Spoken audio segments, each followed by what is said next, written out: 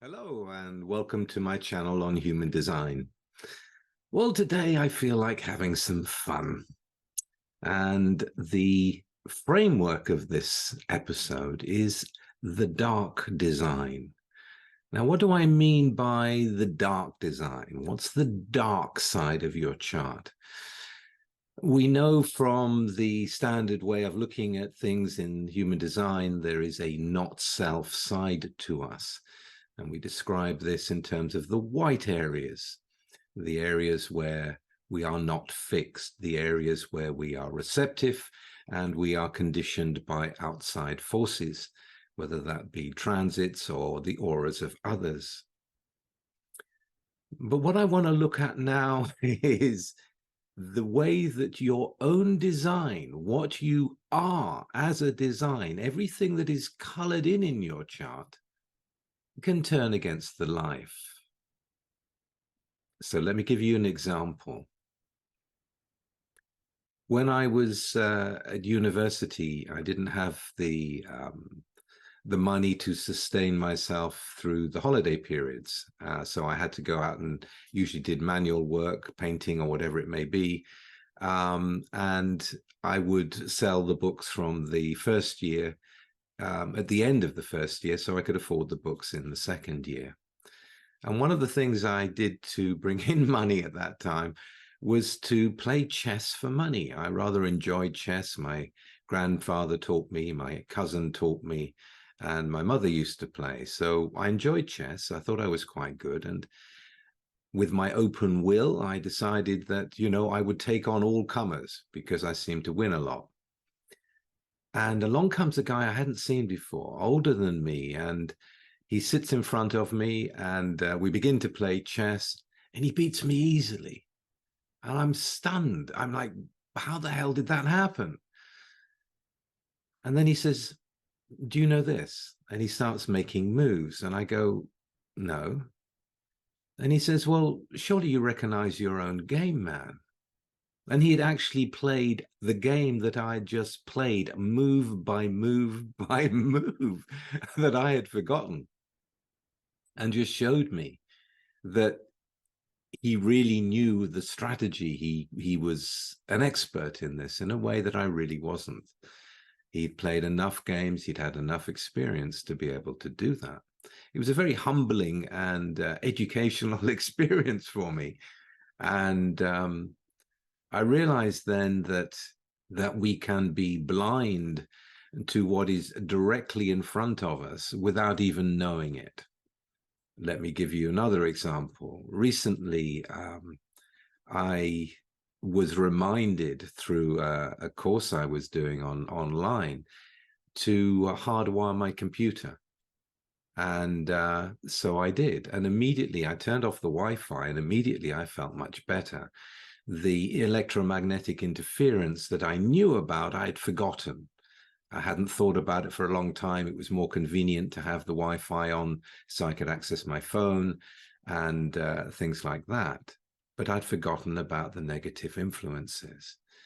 And as I began to look into it, I saw there was a company in Holland that could create the bandwidth and reduce the bandwidth so that I wouldn't get the electromagnetic interference. And I'm following that track at the moment. But my point is, for a long time, I'd forgotten what I already knew, that there were detrimental effects to electromagnetic interference and the EMFs that are all around us. And I'd forgotten to hardwire the computer. So I bring this up because of the fact that my own design, if you look at the design, it is, a design of a born survivor. I've got a very fixed, adrenalized, sacral-powered spleen. So basically, I feel good most of the time, and I can power through most things. Not always, I have had difficulties rarely in my life, but I've managed to get through them. But the main thing is I take my health for granted in that way until it's pointed out to me. If I had an open spleen, as I was talking about last week, well, you don't have that latitude. If you don't look after yourself, you're going to suffer. The body needs to be maintained, especially if you have an open spleen. You have to be careful about what you eat and where you are and the influences around you more than someone like me. I describe myself as built like a Sherman tank, and it seems to have been the case thus far. But because of that, and because of my own design, I can go hurtling into things that are not good for me. So that doesn't mean that I won't survive them, but it does mean that there is always a cost to be paid when my own design turns against me because I make the wrong decisions. It moves in a way, it moves no matter what the decision is. So let's have a look. Let's have a look at my chart, because it's quite a simple chart in the fact that there are 4 white centers and 2 of them have no filters in them at all. So generally speaking, you know, in my past, I could get pulled into the emotional system and try to find my way in that when I'm really not equipped to do so, except to learn how to swim when you're underwater.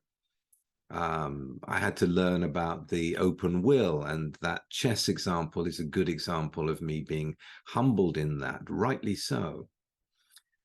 But when we get to the mind, there are 2 filters, the 63rd gate in continuance and the 47th gate in the conceptual mind in self-oppression and futility. And the whole of the mind framework is unconscious because it's red. So when we're looking at our dark design, the first thing to understand is there are things you don't know, or that you know but you've forgotten. There are things that come out of you unconsciously. And people say, well, you know, I know this and that about myself. You don't get to know what is read in the chart until it comes out. Just the way it is. So in the Wi-Fi example, you know, I knew about the dangers of Wi-Fi, but I'd forgotten because the body is strong. It kind of powers on through, but it's still this interference that was affecting me without me clocking it. Now let's have a look at the 63. The 63 is there in the inspired part of the mental system, the inspiration for the future, the doubts about the future, the doubting Thomas, the skeptical one. And what does that gate look to?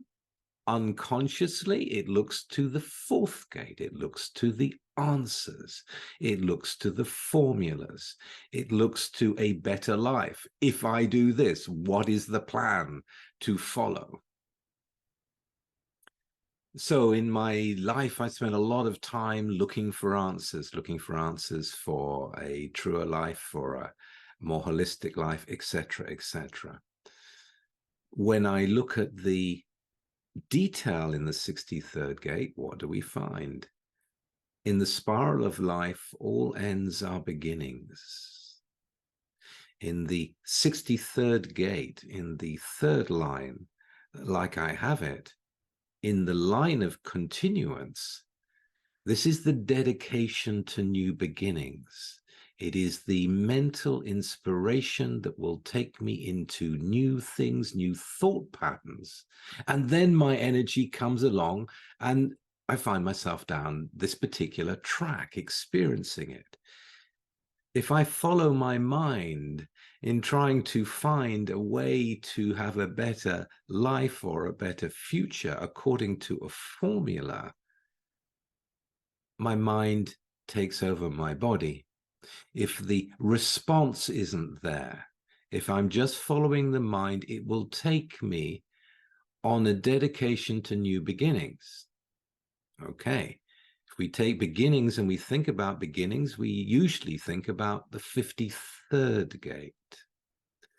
The gate in the root, which is this energy, this fuel for new beginnings. So I have a mental side to me that is looking for dedication to new beginnings and a better life. And I've got a 42nd gate looking for the energy for new beginnings, new cycles, new projects.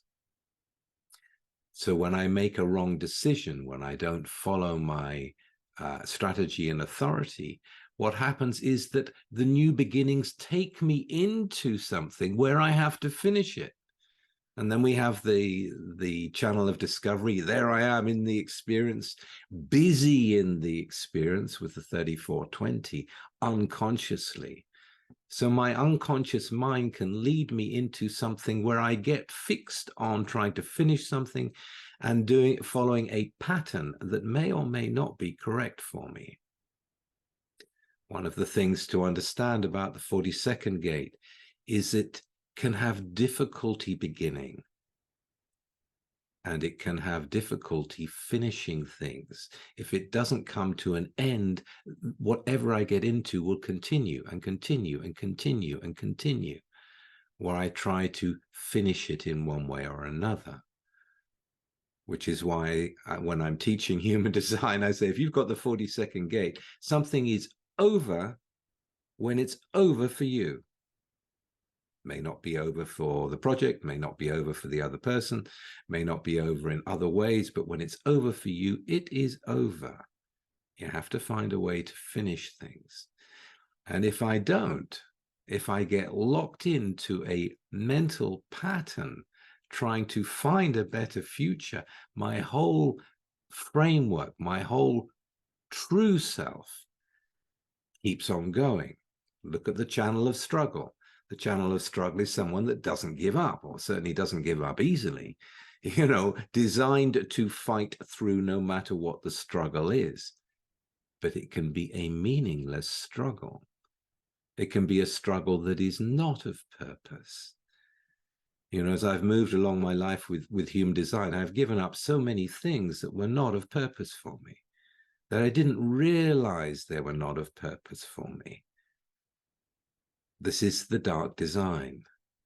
When you don't realize what's going on, you can know about your design, but not see that your design can be hijacked. And you find yourself in processes that are no longer serving you, that probably never served you.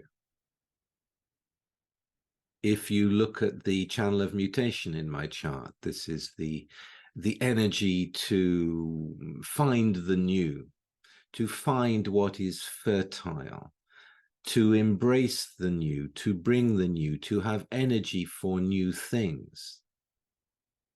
But what is it? It is a channel that is individual. It is unstable by its very nature. It is looking for something new. It is looking for an internal change. It is looking for an energy that will take me into using my energy in a new way, discovering new things. But a lot of new things can be a waste of time. It's an unstable base. It can be a strong base or a weak base. The 60th gate is in the first line. But still, if I operate according to that in a wrong way, then I can become very unstable in new situations. I can have to find my way and struggle my way through the new because I jumped in too quickly. Why would I jump in too quickly? I'm a manifesting generator. Manifesting generators tend to leap in, too quickly. They need guidance. And it's one of the things in my life now that I'm open to and actively pursue guidance from those people that can teach me certain things that I would benefit from in this life. So you can take anything in your chart and consider it in this dark design framework. The 56th gate, the storyteller in me. I love stories. I have a conceptual mind that is naturally animated in the 47th gate. But that can lead to a lot of distractions. It can lead to a lot of distractions, getting lost in this idea and that idea and the other idea because it's exciting, because it makes me feel whatever it makes me feel. Again, the open solar plex will magnify the excitement of the ideas that are coming to me that I find stimulating. Can lead to more distractions, can lead to more going off the path, using my energy, using my form and my design in order to pursue things that are not of value to me. Again, what you have in you is looking, if it's a gate, is looking to the next thing. It's not in your chart, but it's white and it's pointing, it's being, energy is going towards it because of what you have in your chart. It's these hidden aspects I want you to think about in your own chart and to see in your past where your design has been hijacked by the mind. The dark design that is hidden, that is not fully there, can run the life. If I think about my my busy channel, if I think about the 3420, you know, it is part of my nature to be busy. And because I am the design that I am, I can be busy, or I can be busy an awful lot and really enjoy it. However, I don't always know my limits, and I have to discover that by trial and error or through experience. If I had, like a friend of mine has, the 4037 channel of community, connecting the solar plexus and the will together, and the 3420. This is someone who is busy an awful lot, but he congratulates himself when he's had a day when he hasn't done anything. That is a success for him. It's not about doing all the time. It's also about honoring the will and the need for the will for rest and the need to not do things all the time. This conflict in that some people carry like that is a balancing aspect to them, built into their own physiology. And there are people like me walking around that don't have that, safeguard, if you like, that can't recognize certain things. You know, they will forget them. Look at my mind. It is an open mind. Ideas come and go. It's not a fixed and consistent mind. It's a mind that goes all over the place, which can be very useful in many ways, but also it can mean that I can forget what was important to remember. When we're looking at the dark design, pay attention to what is in Mars in your chart. In my example, the 42, the gate of endings, and this looking to new beginnings. And the 63, also looking to new beginnings. This is in Mars. This is where I'm by nature immature and have to learn and have to see that. This is part of what's got me into trouble in the past. I can see it in the design. It's something for you to see what's in your Mars and how your own design is being played by the mind in a way that doesn't serve you. Look at what's unconscious. Look at how your very nature will take you down certain tracks that, if making correct decisions, is all of benefit. And when not making correct decisions, it's the exact opposite. Like the Wi-Fi, it's the thing you don't notice that'll get you. Well, I hope you enjoyed that. And if you did, please like, share, and subscribe to my channel. That would be very good. And I'll be back very soon with something completely different. Bye-bye for now.